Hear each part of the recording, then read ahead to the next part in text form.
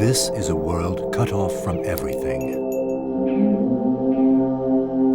A world of mountains and prayer. A world also where men suffer and struggle year-round against harsh nature, against the cold, the wind, and the ice.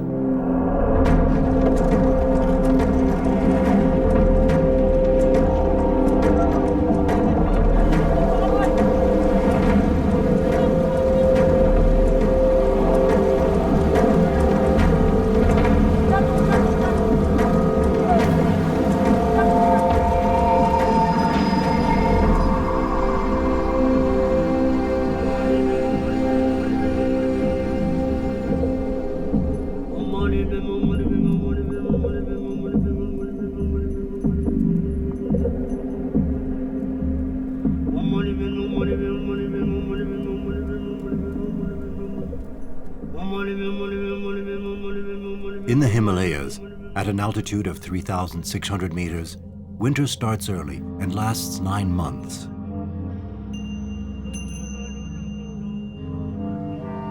At night, the temperature drops to minus 35 degrees Celsius. These are the Zanskar Mountains.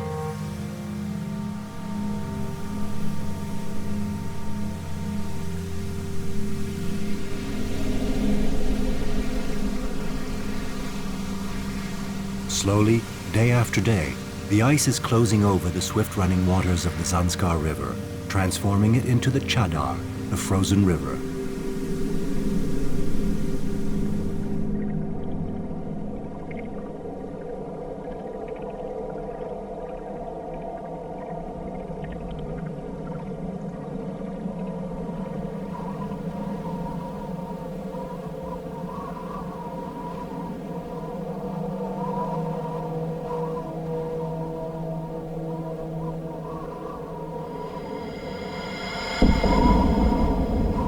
Life is imprisoned in this one-way mirror.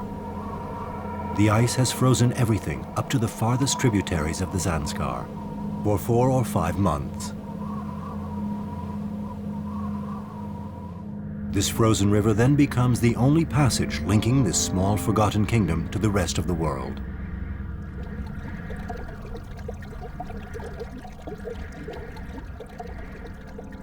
Ladakh is a region of India.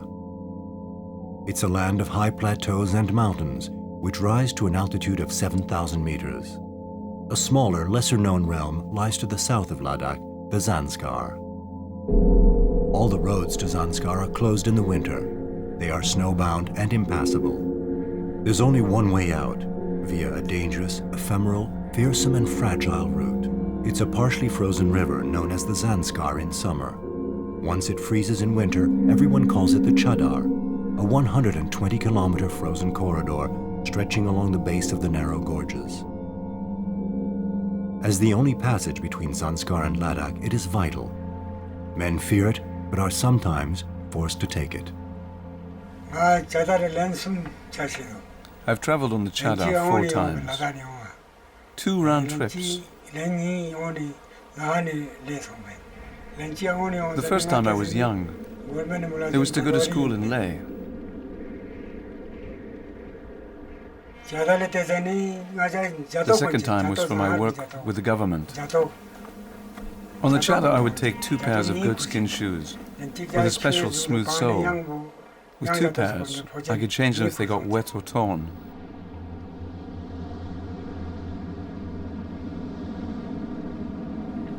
There can be a lot of snow on the Nayak Dome, part of the gorge, and the risk of avalanches is high.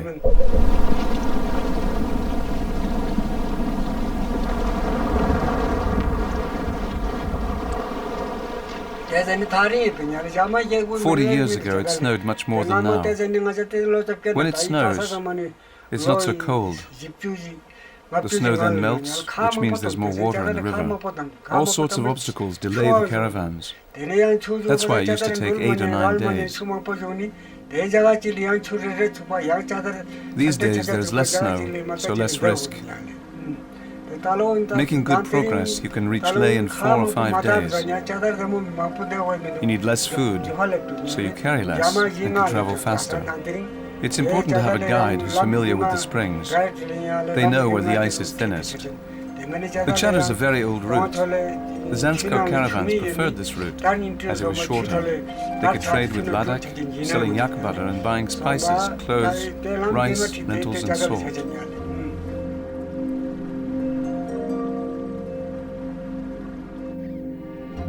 All the passes are now blocked by snow. The summer path is closed. There is no more contact with the outside world.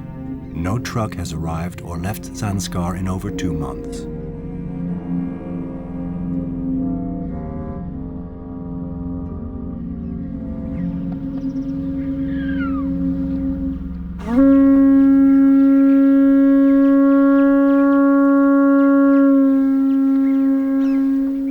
The large Zanskar plain is waking up.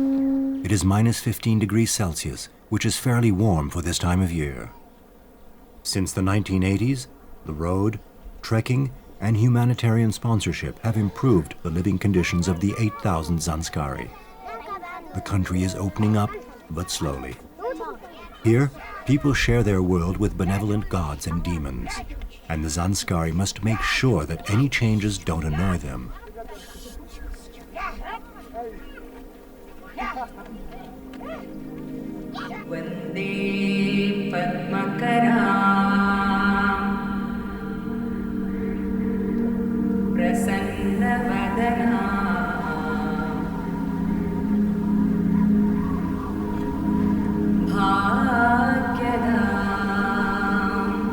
Stands in, 25 years old, works as a guide in the summer, and in the winter sometimes works as a porter on the Chadar.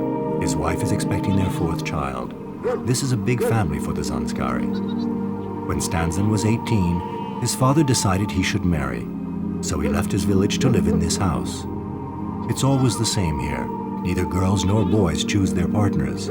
Everyone obeys their family, their father. He knows best what is good for you.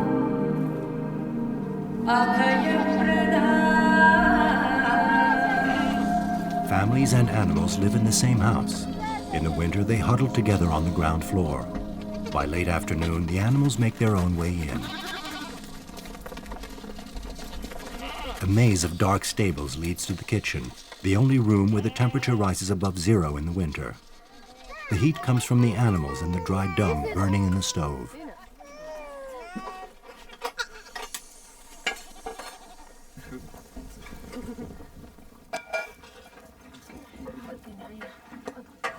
Zatin is a farmer. He takes the Chadar to sell his butter in Ladakh.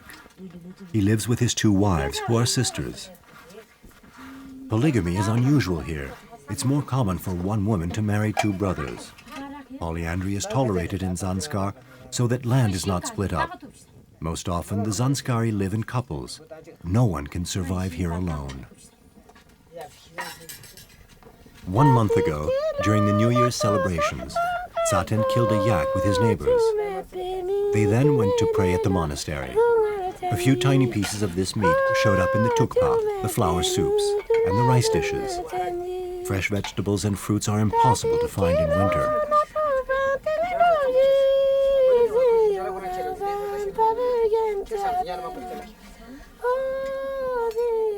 Winters are long. There's plenty of time to spend together, and it's far too cold to be outside.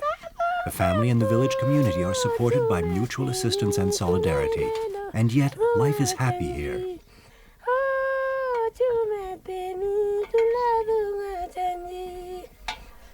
The Chadar is dangerous. If the ice cracks, you fall in the water, and you need help. If you're sick, you also need help. That's why I never go on my own.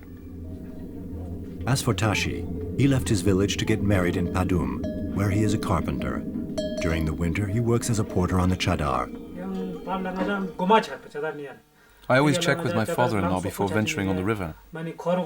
He tells me how the Chadar will be, whether the ice will be okay or not. If he says the conditions are all right, I'll go.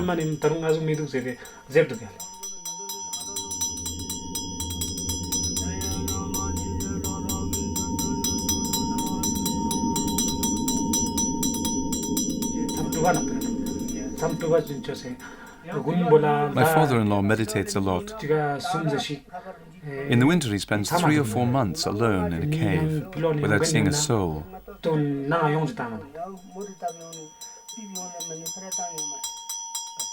In 1988, Tashi's father-in-law withdrew to the mountains. For 4 years, he meditated in one room without seeing the light of the sun or the moon. This is why people consult him before taking the trip on the Chadar.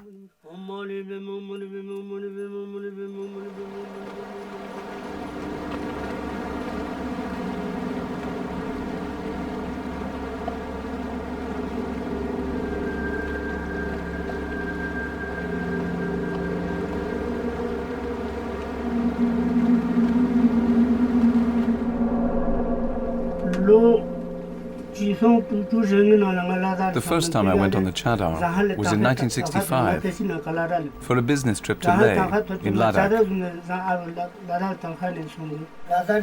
In fact, it was to pick up the pay for the team working at Padam, who were still waiting to be paid. When I left Padam, the Chadar was fine, and it was an easy trip to Leh. But when we came back in March, it took 21 days to get home. We often had to climb on the rocks or get in the water.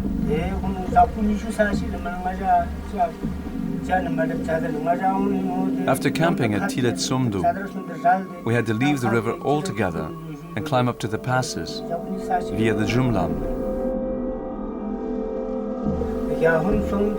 We didn't have enough food.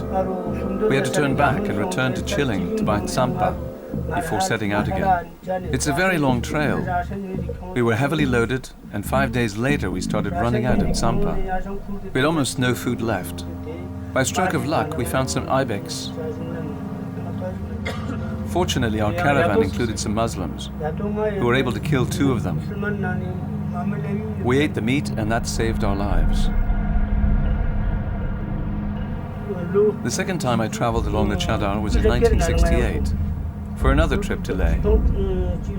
The ice was really bad, and we could not get through. We had to wait 10 days at the Lingshed monastery. As the Chadar was still impassable, we had to take to the mountains. The Sinjla Pass, Wanla and Lamayuru, to reach Leh.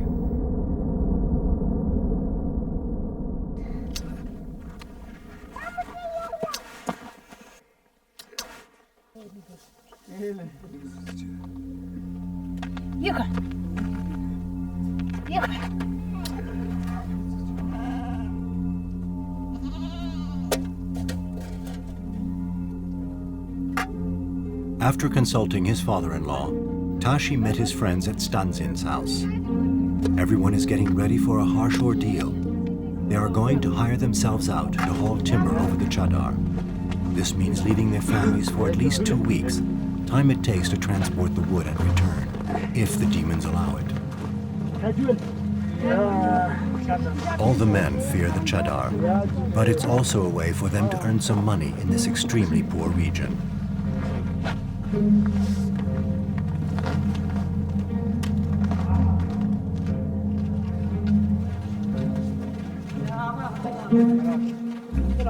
The lamas prayed for the gods to accompany all the men, young and old, in their expedition over the Chadar. There are men from Nera, Dibling, Skyumpata. Some 150 porters from the 6 villages in the district are arriving in Anumil, a 2-day walk away. But some come from even farther away, even Lingshed, 50 kilometers away, for this tough job. There aren't enough shelters to house all the porters, even when they huddle in together. It's snowing. The late arrivals spend the night outside. They are also the first awake. The timber is transported by truck to the slope of Anumil, where the porters draw lots for their loads. These 150 porters are all simple farmers. They can't pass up a chance to earn a few extra rupees.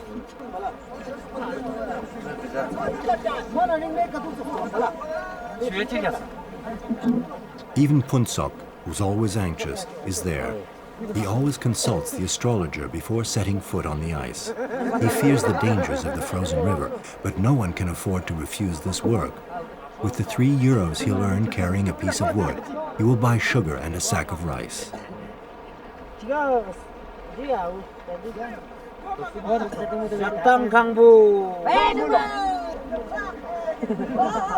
The wages are based on the number of pieces of wood carried, not on the weight. Certain beams are twice the size of others, but no one argues about drawing lots.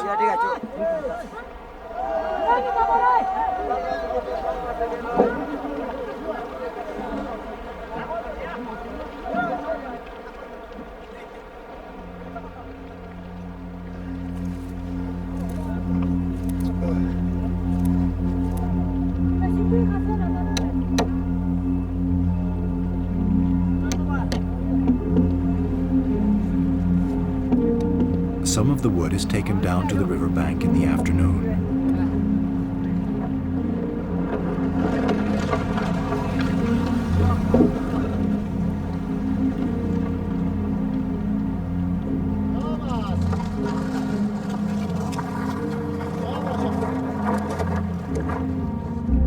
Now, the wood has to be hauled as far as Lingshed, 50 kilometers away.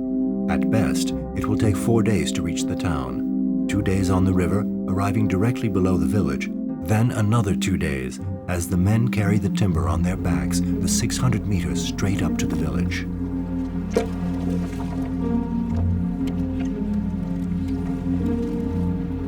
The youngest porter is only 13. He is very proud to be able to earn a few rupees carrying the timber. He made a deal with his uncle, who will take half of his burden in addition to his own.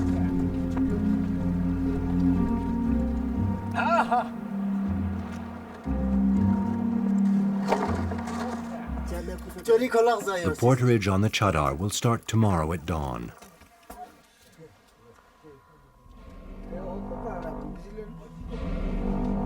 The Zanskari are highly superstitious.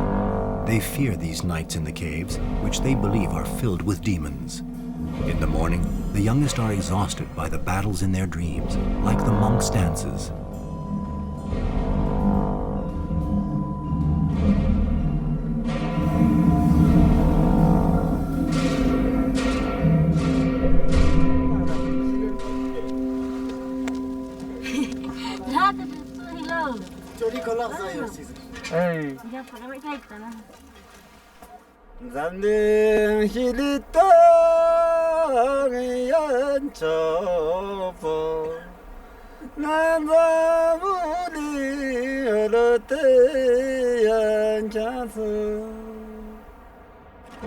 Some men left early in the morning before everyone else.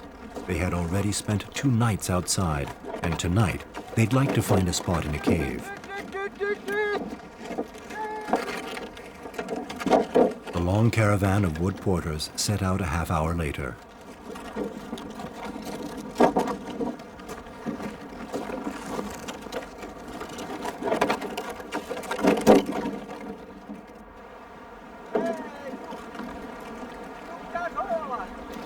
But over 2 days, the conditions on the Chadar have changed. Those who went ahead to scout the route had to wait for the others to build a makeshift bridge.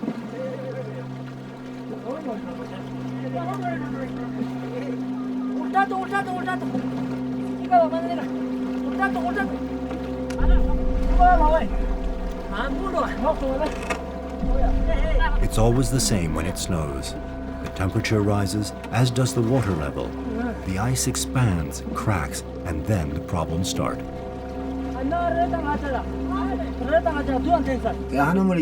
It's hard work pulling the timber over the ice. But being poor, we need work in winter to earn a little cash. That is why we do the portering.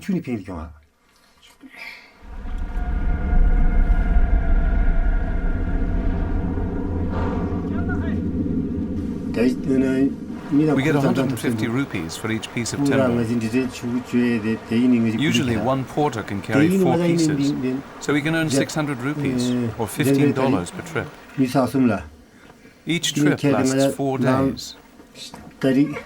Obviously the timber costs a lot less than the transport, which is 3 or 4 times higher than the price of the wood.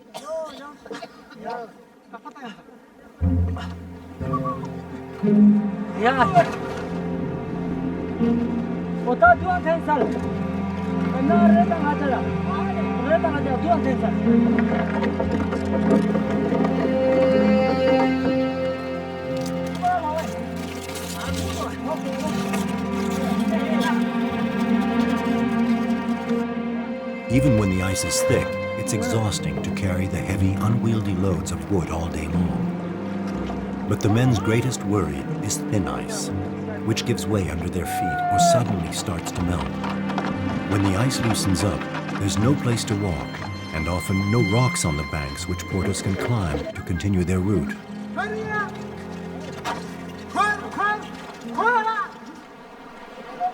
Suddenly, the caravan has encountered an obstacle. There's no ice for over 50 meters on each side of the river. It's because of a well-known hot water spring. Will they have to turn around now that they've already walked for so many hours already? There is a possible passage on the right bank, on the other side by the rock face, but with the 150 loads of wood, there's no hope of climbing.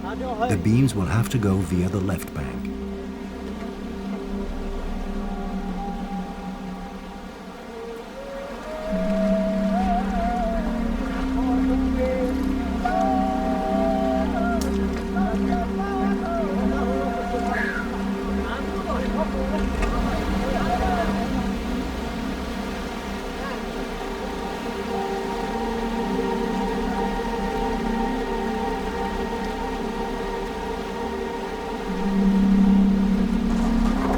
It's an exhausting, painstaking job, but 50 pieces of timber have passed through. Now it's time for the men who cannot take the same route.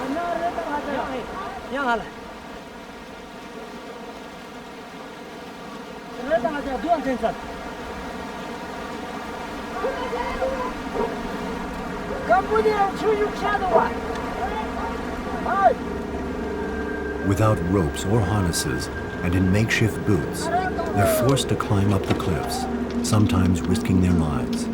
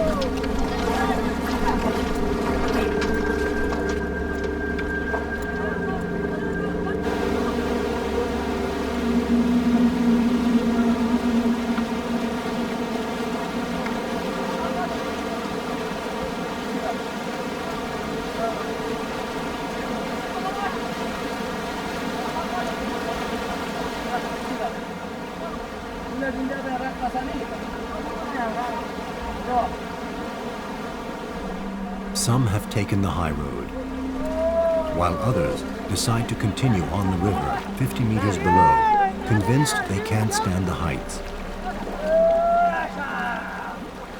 But is the icy water any less fearsome?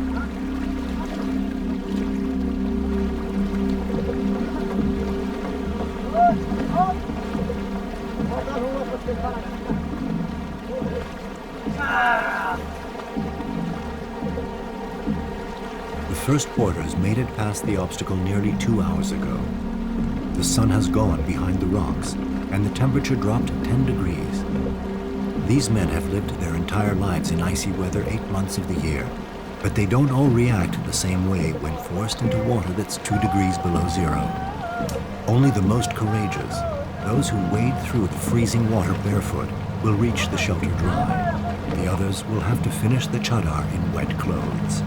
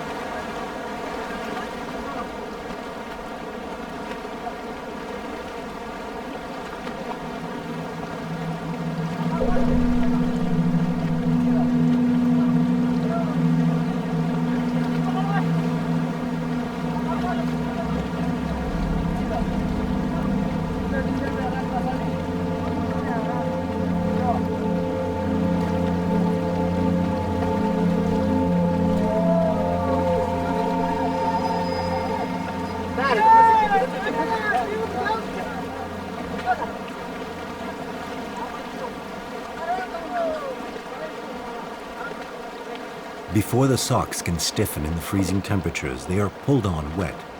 The boots, bought second-hand from the Indian Army at the Leh market, often have holes. They rarely need to be emptied out.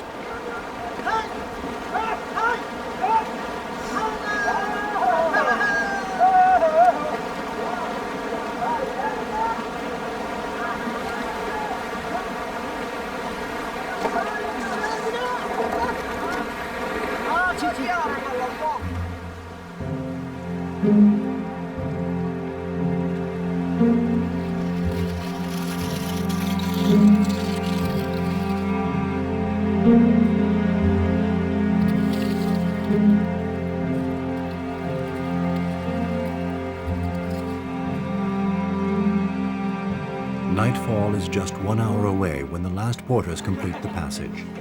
The first ones have already reached the caves a few kilometers away. They draw lots to decide who has to gather wood for the fire, despite the hard day.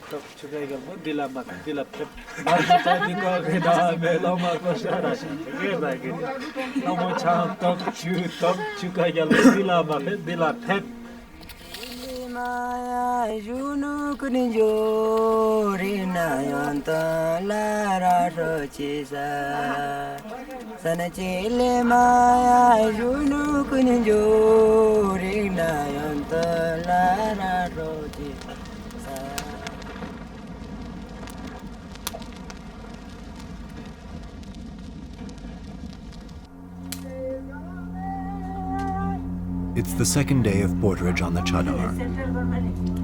While a few still linger in the more comfortable caves, most of the porters left without breakfast to warm themselves up by walking.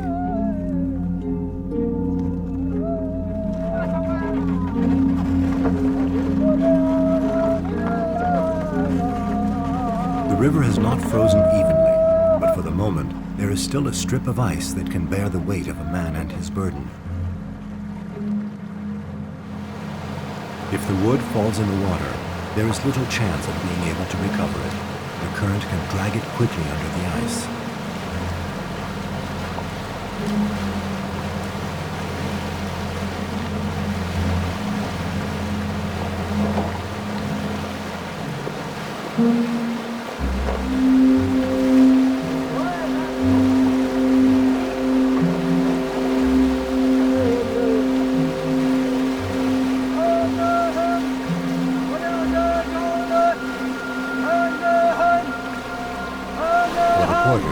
There is the constant danger of falling in the water.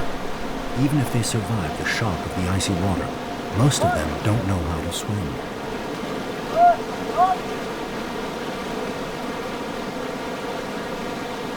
Three weeks ago, after a long cold spell, the level of the Chadar dropped and the ice collapsed. The blocks of ice formed dams. The water overflowed, refroze, and left behind a jumble of ice.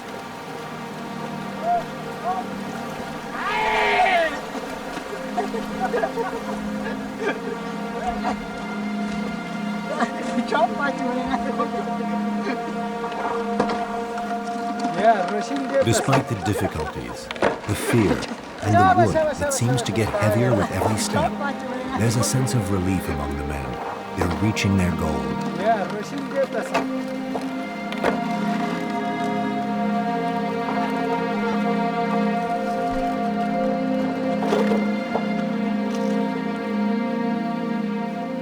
But when they reach the narrow valley leading to Lingshed, they are suddenly overcome with fatigue.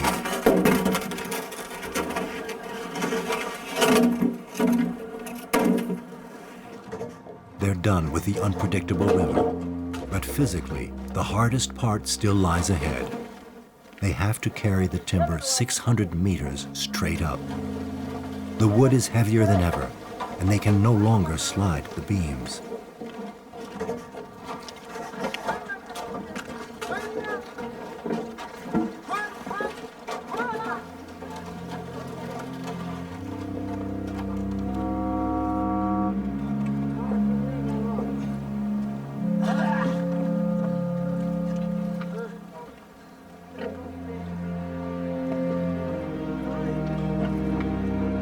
After the ice steps comes a long, slightly sloping valley with glacial cross cliffs.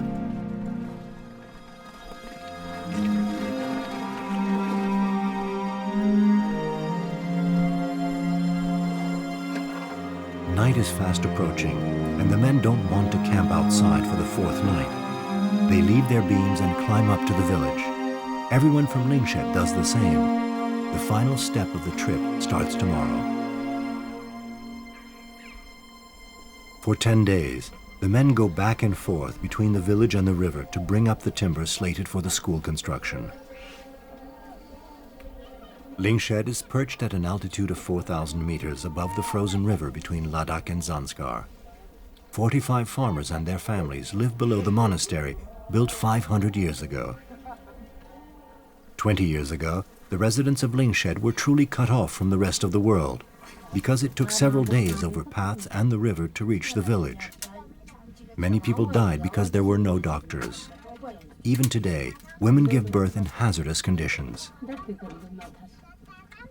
Yet things have been slowly changing in recent years on the initiative of the Geshe, the monastery's abbot, and help from foreign sponsors.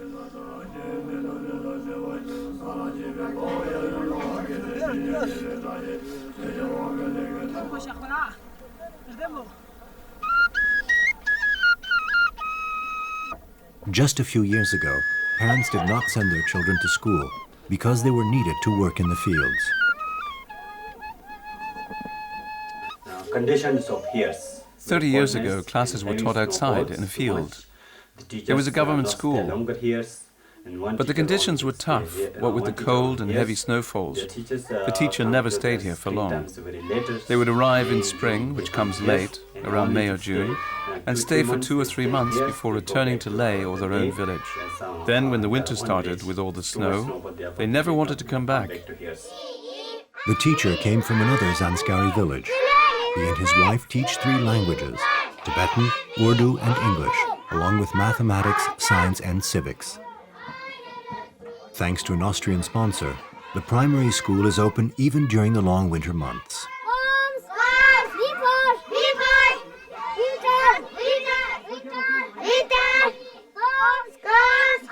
The 6 villages in the district are counting on their children's education to provide for their futures. But the Lingshed Solar School, constructed in the year 2000, needs to be expanded. The major problem is transporting materials to the village. One room is very difficult because Building a classroom is really difficult because it's so complicated transporting the wood. Sometimes if there's a lot of water, you have to go that deep into the river. Sometimes when the ice is broken, you spend 3 or 4 days freezing. It can get really cold, which is tough.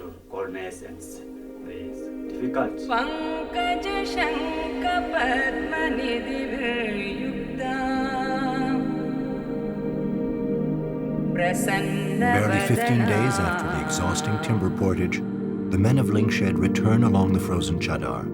But this time, they are taking children to the large school in Leh.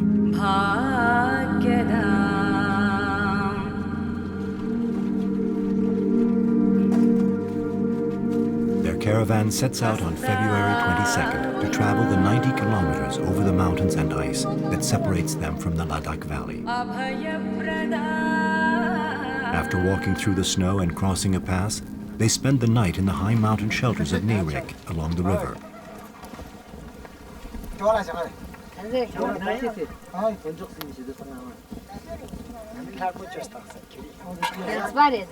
Each child is accompanied by his father or an uncle. Two of them are but 5 years old. The caravan is in a hurry because the ice will soon melt, and those not able to return by the river will be stuck in Leh when the ice breaks up. Yet they waited for the temperature to rise a few degrees before leaving with the children. It's a tough trip for them. Some nights, the temperatures drop to around minus 30 degrees Celsius.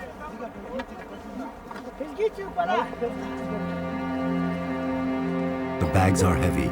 The children are leaving for several months, and they packed extra food in case they are blocked several days on the Chadar, waiting for the ice to freeze again.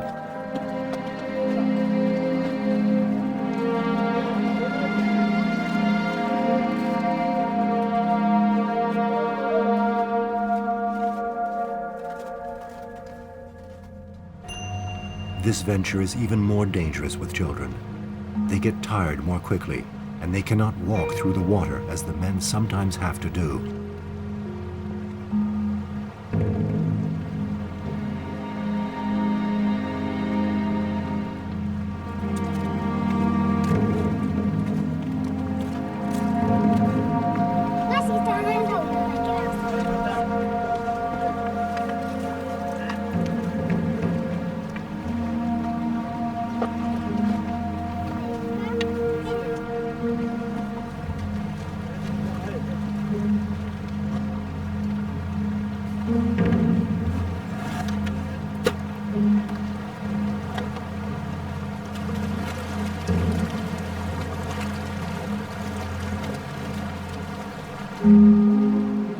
Young Stanzin, 5 years old, leads the way, and the caravan settles into his rhythm.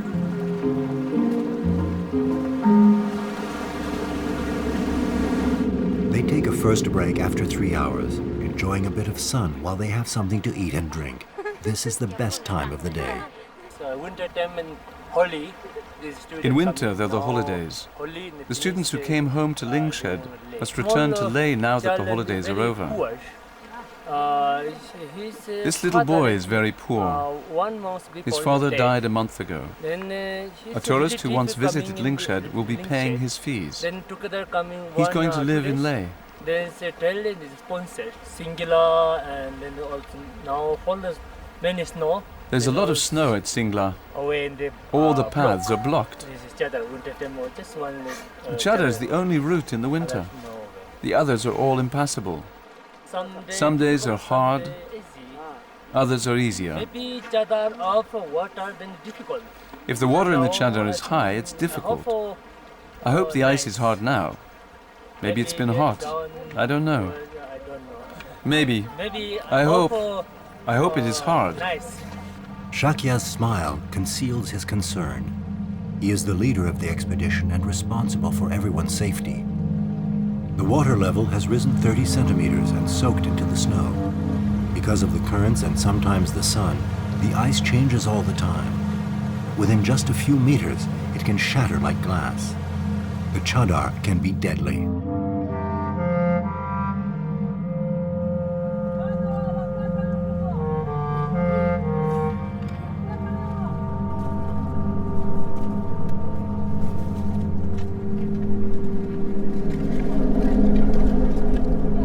Shakya goes down to test the ice, which has become too thin. They can't take any risks with the children.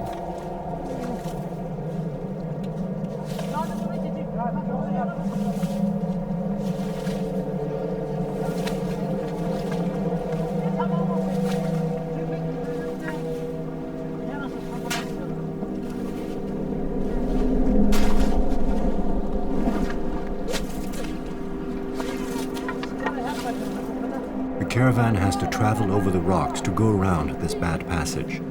They organize the climb, though they're fearful, despite the children's good humor and determination.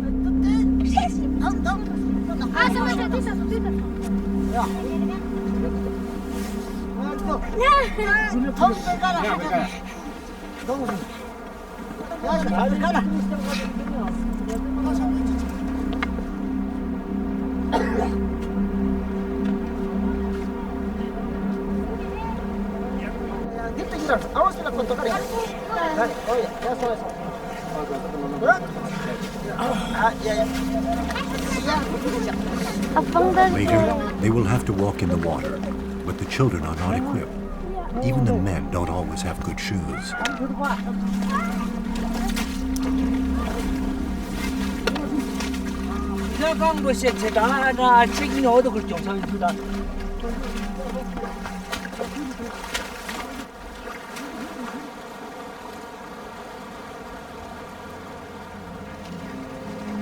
Bravely and even enthusiastically, the line gets moving again over the Chadar ice.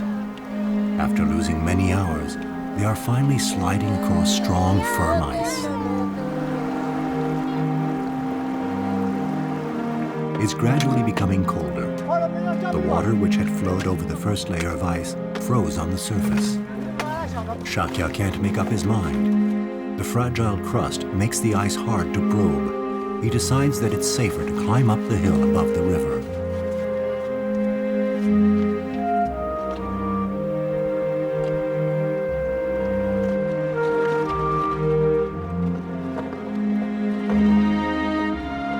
Young Stanzin, who never stops in the village and runs after the goats for hours, is exhausted and subdued. His uncle has put him on a sled.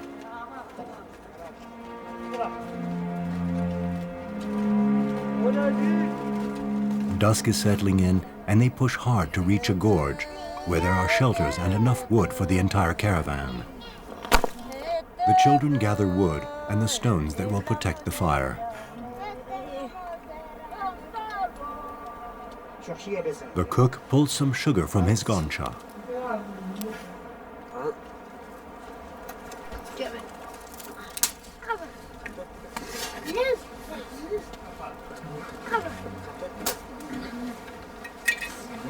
The sweetened tsampa is an exceptional treat. Stanzin relishes it down to the last crumb.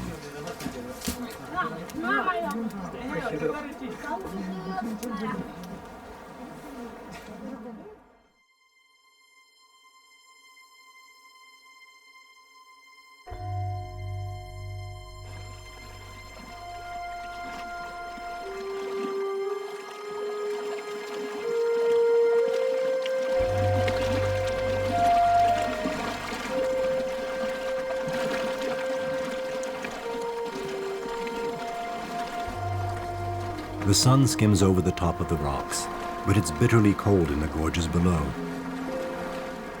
The men and women finally warm up by walking silently, their stomachs empty.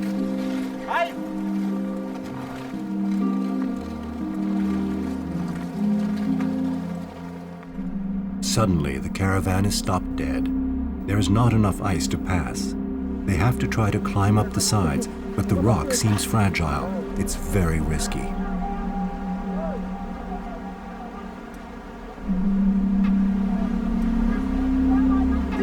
The passage is tricky for several meters, and they have to climb without ropes. Anyway, they didn't bring any. Scarves will have to do. They would lose too much time if they roped the group up for each difficult passage.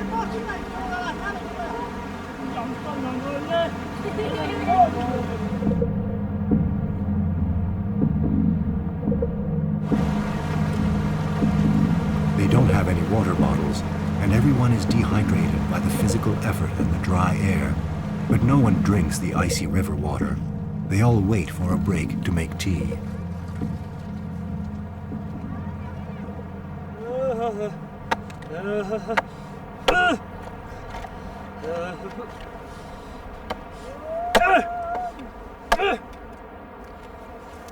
In June, Shakya and the others will return to bring back the school children, walking 4 or 5 days through the mountains. They need the children to help in the fields.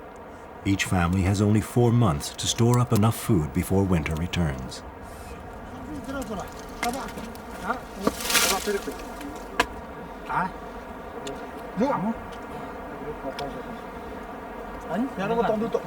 The people of Lingshed are poor, and without the help of sponsors, the children would not be able to study in Leh. The men spend several weeks every year on the road to the school. The world is changing, and they know that those who study will be better equipped to adapt, as their traditions are overturned.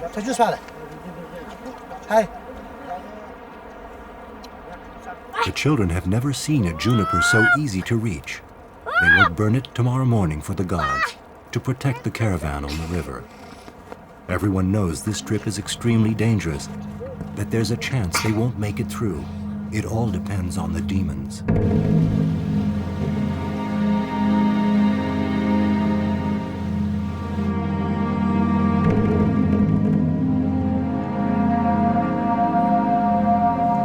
The caravan plans to stop at the caves of Tillit Do. It's still far, and despite their fatigue, they have to remain careful, not get distracted, and listen carefully to the sound of their steps on the ice.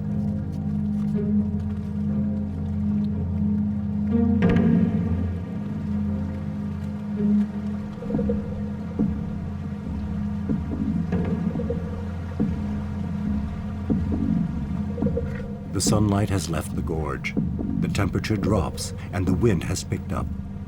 They have to climb along the rocks 2 more times.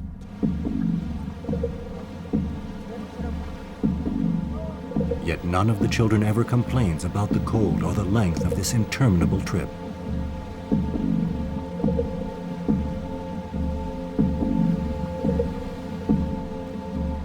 Life is hard here. They become used to struggling at an early age.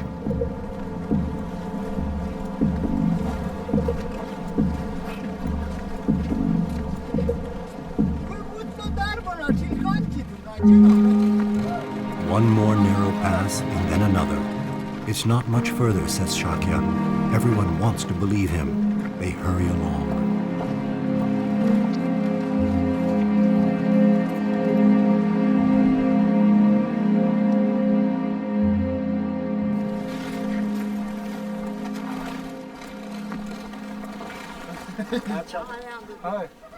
They finally reach the caves. Everyone agrees to share the shelters and give the best ones to the children. It's the last night on the river. After conquering the Chadar, the youngest are about to discover the large town of Leh. Later, once they are students, far from their villages, will they become strangers to their own world? Or, rich with knowledge, will they return to help their people adapt to the changes already underway?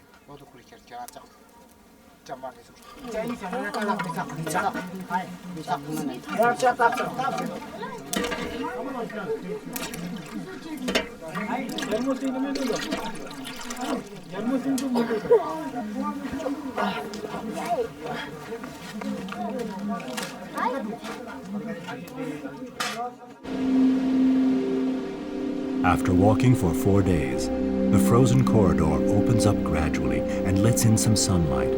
It's not as cold. The mountains are no longer covered with snow. Ladakh, finally. The Chadar ends here, where the river flows into the Indus. The Chadar is the only link to the outside world in the winter, but the Zanskari are awaiting the construction of the Chadar Road, an ambitious project that will follow the gorges of the frozen river and will remain open all year round. The Chadar Road will make a big difference to Zanskar, because traveling on the river is tricky. Once the road is built, Zanskar will be able to develop. The only drawback is we won't be able to work as porters on the Chadar any longer. When the Zanskari are ill, they have to travel along the Chadar to get treatment in Leh. If they're too ill, they can no longer walk down the Chadar. It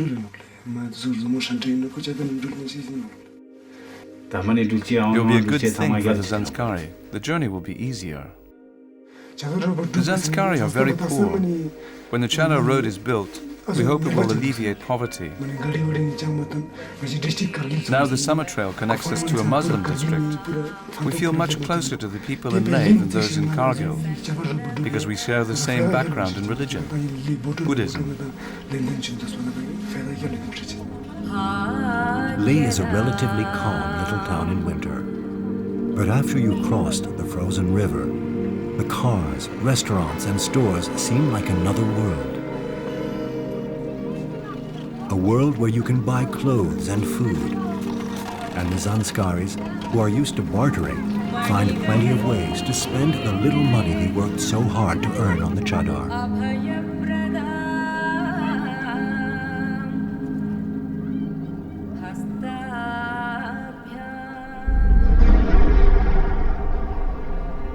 After school started, the return trip to Zanskar was hard for the parents. Some barely made it through before the ice broke up and returned to Lingshed over the Chadar.